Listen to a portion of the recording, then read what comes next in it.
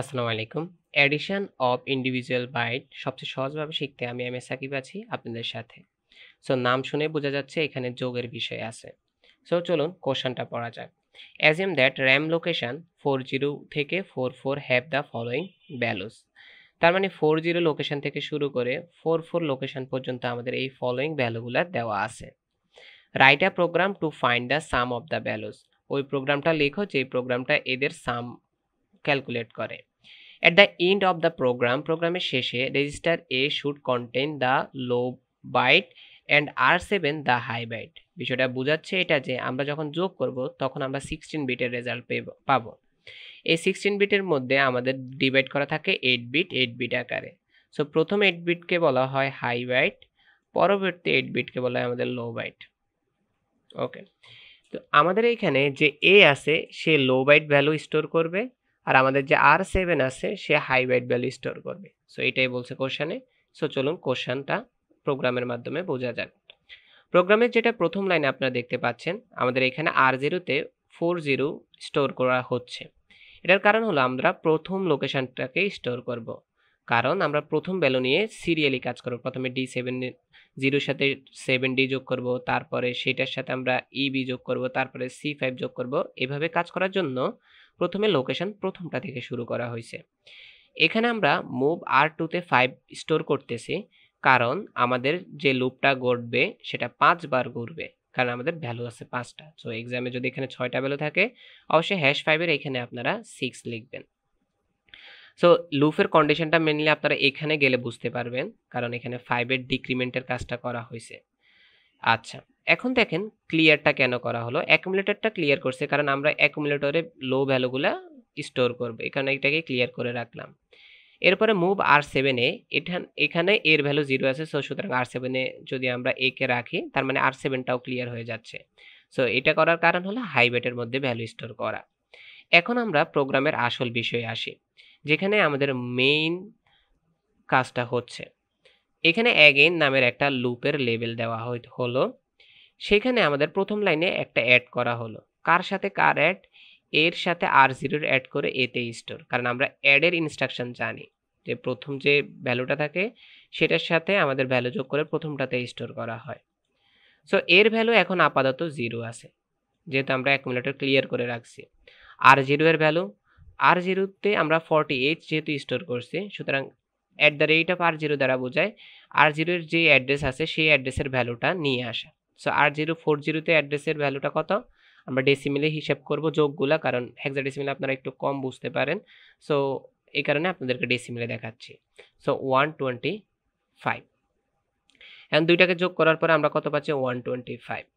এখন আমাদের পরবর্তী ইনস্ট্রাকশনে বলতেছে যে জাম্প ইফ নো ক্যারি। বিষয়টা কি? আচ্ছা, জাম্প ইফ নো ক্যারি, তার মানে লেখাটা পড়ে আপনারা বুঝতে পারতেছেন আমরা জাম্প করব যদি কোনো ক্যারি না পাই। এখন যোগ করার পরে আমরা কখন ক্যারি পাই? যোগ করার পরে আমরা তখনই ক্যারি পাই যখন একটা রেজাল্ট 256 থেকে বড় হবে। একটা রেজাল্ট ডেসিমেলের হিসেবে 256 থেকে বড় হবে। সো যেহেতু এখানে এটা হচ্ছে না, সুতরাং এখানকার ক্ষেত্রে কোনো ক্যারি নাই। এখন কথা হলো 256 কেন? কারণ আমাদের রেজিস্টার 256 এর বেশি ভ্যালু স্টোর করে রাখতে পারে না। এই কারণে আমাদের যখন কোনো একটা বড় ভ্যালু আসে তখন সেই বড় ভ্যালুটাকে 256 অ্যান্ড যতটুকু রিমেইনিং থাকে সেটাতে আলাদা করে ফেলা হয়। সো চলুন সামনে আপনারা এই বিষয়গুলো দেখতে পাবেন, যখন যোগ করার পর আমরা দেখব যে 256 এর থেকে আমাদের রেজাল্টগুলো বড় হয়ে যাচ্ছে। যেহেতু এখানের মধ্যে আমাদের কোনো ক্যারি নাই, সুতরাং আমরা নেক্সটে লাফ দিয়ে চলে যাব। সো নেক্সটে যখন আমরা জাম্প দিলাম আমরা প্রথম লাইনে দেখলাম যে এখানে লেখা হলো ইনক্রিমেন্ট R0। R0-কে তুমি ইনক্রিমেন্ট করে দাও। তো R0 আমরা এতক্ষণ 48 স্টোর ছিল, এখন সে 41-এ চলে যাবে। ওকে, এখন ডি যে NZ, এটার মানে আপনারা বুঝতে পারতেছেন ডি দ্বারা এখানে ডিক্রিমেন্ট বোঝাচ্ছে।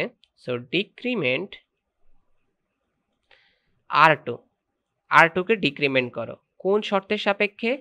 যে জাম্প ইফ নট 0, মানে আমাদের যদি ভ্যালুটা 0 না হয়, জাম্প ইফ নট 0 R2-কে দেখেন R2 প্রথমে 5 আছে। সো R2 5 ডিক্রিমেন্ট হতে হতে 4 3 2 1 0, একসময় 0 হবে। এই যে আমাদের লুপটা 5 বার ঘুরবে, এই যাতে লুপটা 5 বারের বেশি একবারও না ঘুরতে পারে, যখনই সে 0 হয়ে যাবে তখন সাথে স্টপ হয়ে যায়, এই জন্যই এখানে ডিজে এন্ড জেড ইউজ করা হয়েছে। সো আপনাদের যদি কখনো প্রোগ্রাম এরকম দরকার হয় যে আপনারা কন্ডিশনটা এমন দেবেন, ডিক্রিমেন্ট করতে থাকবেন, ভ্যালুটা 0 হয়ে গেলে লুপটা থামাই দিবেন, তখন এই কাজটা অবশ্যই করবেন। আচ্ছা, তার মানে আমাদের এটা অ্যাগেইনে চলে যাবে। যেহেতু আমাদের এখানে ভ্যালুটা এখন কত হলো, ডিক্রিমেন্ট হলো 4 হলো, সো সুতরাং এটা এখন অ্যাগেইনে চলে যাবে যেহেতু এটা 0 না। আচ্ছা, অ্যাগেইনে যাওয়ার পরে এখন আমাদের আবার অ্যাড হবে, কার সাথে, এর সাথে r0 এর। সো এর আপডেটেড ভ্যালু কত, 125, এটাকে আমি মুছে রাখি, 125। সো এর যেহেতু আপডেটেড ভ্যালু 125, সুতরাং এখানে 125 প্লাস কে হবে, r0 হবে। এখন r0 তো আমাদের একটু আগে আপডেট হলো দেখলাম, সেটা হলো কি 235। আমি হেক্সাডেসিমাল হিসাব করতেছি না, আমি শুধু ডেসিমালটা দেখাচ্ছি।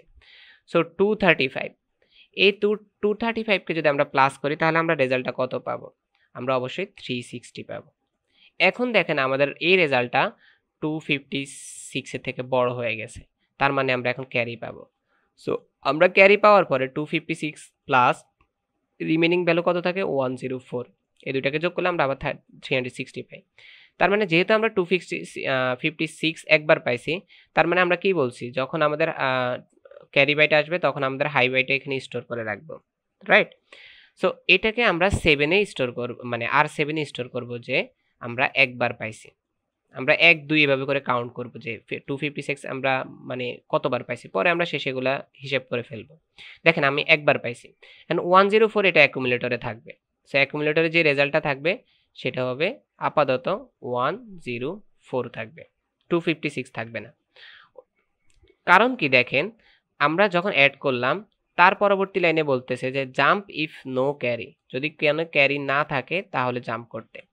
এখন তো আমরা দেখতেছি আমাদের ক্যারি আছে, তার মানে আমরা জাম্প করব না, মানে এই লাইন এখন কাজ করবে না, তার মানে পরবর্তী লাইনে চলে যাবে। ইনক্রিমেন্ট r7 কে ইনক্রিমেন্ট করো। r7 এতক্ষণ পর্যন্ত 0 ছিল, সে এখন 1 হয়ে যাবে। r7টা ট্র্যাক রাখবে যে 256 আমরা পাচ্ছি কি পাচ্ছি না। যখনই আমরা একটা 256 পাবো তখনই সে ইনক্রিমেন্ট হয়ে যাবে। বিষয়টা একটু ভেজাল মনে হতে পারে আপনাদের, যে দুইটা ভ্যালুকে আলাদা কেন করা হলো, কারণ এখানে আলাদাভাবে এখানে চিন্তা করা হয় যে একটা হাই বাইটে রাখা হয়, একটা লো বাইটে রাখা হয়, এই বিষয়টার কারণে। আচ্ছা, এখন দেখেন এর পরবর্তীতে ইনক্রিমেন্ট r0 ইনক্রিমেন্ট হয়ে আমাদের 42 এর কাছে চলে গেল, তো r0 এখানে হলো। r0 যখন এখানে আসলো এর পরবর্তী লাইনে সে পড়া শুরু করবে ডিক্রিমেন্ট, এখন 4টা হয়ে যাবে আমাদের এখানে 3। r2 জাম্প ইফ নট 0, যদি 0 না হয় তাহলে জাম্প করো, তার মানে যেহেতু 0 পাই না আমরা আবার জাম্প করব। আবারও অ্যাড এর কাজ আসলো, এতে স্টোর করতে হবে। সো 104 এর সাথে আমরা এখন নতুন ভ্যালু 197 যোগ করব। 197 যোগ করার পরে আমরা যে রেজাল্টটা পাবো সেটা হলো 301। এই 301 কে আমরা লিখতে পারি 256 প্লাস 45, তার মানে আমরা আরেকটা 256 পাইলাম। সো এর নতুন ভ্যালু হলো, অ্যাকুমুলেটরে থাকবে 45, আর এই ভ্যালুটার যে ক্যারি হিসেবে আসতেছে সেটা আমরা r7 স্টোর করব। সো আমরা একটু লাইনে পরের লাইনে যাই, jump if no carry, but আমাদের এখানে যেহেতু ক্যারি পেয়ে গেছি আমরা জাম্প করব না, এই লাইনটা আবারও আমরা পড়ব না। এর পরবর্তী লাইনে ইনক্রিমেন্ট r7টা এখন 1 আছে, r7টা এখন হয়ে যাবে কি 2, কারণ আমরা কি বলছি যে আমরা যতবার ক্যারি আলাদা পাবো 256 ততবার তার ট্র্যাক রাখবো সে কতবার পাওয়া যাচ্ছে। এখন দেখেন এর পরবর্তী লাইনে আমরা গেলাম, এর পরবর্তী লাইনে আমরা ইনক্রিমেন্ট r0 কে ইনক্রিমেন্ট করে দিলাম, এখন আমরা 43 লোকেশনে চলে আসছি। এর পরবর্তীতে আমাদের decrement r2 jump if not 0, তার মানে 3 হয়ে গেল 2। এগেইনে আবার চলে গেলাম অ্যাড করব, এখন 45 এর সাথে অ্যাড করব কাকে, r0 কে। r0 এর ভ্যালু কত আছে, 91 আছে। সো 91 কে যদি আমরা অ্যাড করি 136 আসে। এখন দেখেন 136 কিন্তু 256 এর থেকে বড় ভ্যালু না। ওকে, যেহেতু বড় ভ্যালু না সুতরাং এখানে ক্যারি নাই, যেহেতু ক্যারি নাই, ক্যারি না থাকলে আমরা কি জানি যে জাম্প করব। সো নেক্সট আমরা জাম্প করলাম, r0 কে আমরা আপডেট করে 44 এ নিয়ে গেলাম। এখন আমরা এখানে চেক করলাম যে সে 0 হয়েছে কিনা। সো আমরা এখানে 1 হওয়ার পরে চেক করব সে 0 হয়েছে কিনা, যেহেতু হয় নাই আবার এগেইনে যাব। এগেইনে যাওয়ার পরে সে আবারও অ্যাকুমুলেটরের সাথে r0 যোগ করবে, তার মানে অ্যাকুমুলেটর আপডেটের ভ্যালু কত, 136, সেটার সাথে প্লাস হবে কত আমাদের 48।